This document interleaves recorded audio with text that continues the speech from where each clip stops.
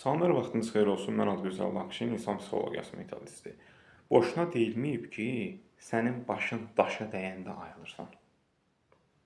Belə bir ifadə var. İnsanların əksəriyyəti, xüsusən bu valideynlərinin, anasının tutaq ki, bir oğlan yaxud qız olsun, düzüb qoşmaqla ailə qurduqdan sonra belə bir ifadə var. Ailə qur, münasibət yaranacaq, istəyəcəksən, sevəcəksən kimi şablon ifadələr və sonradan boşandıqda, ərəfəsində yaxud boşandıqdan sonra bunlara bir nəfər də yaxın durmur. Və nəticə etibarilə həmin hansı ki, dırnaqarası təsəlli verən o psixohomları mövzudan elə qaçırlar ki, elə biz sanki bunların orada əli olmayıb. Ona görə çalışın hər zaman istənilən münasibətin əvvəlində, ortasında yaxud sonunda hər hansı bir növ münasibət pis olsun, yaxşı olsun, ora barmaq olunmasına icazə verməyin.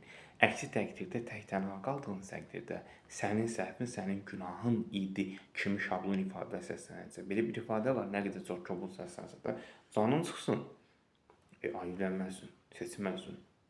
Məcbur qoydum sənin boynuna. Ona görə insanların əksəriyyəti bu kimi münasibətlərdə düz qoş, yaxud onun bunun vasitəsindən sonradan gəlirlər, bir məsələ var, nə qədər kobud səslənsə də deyirsən it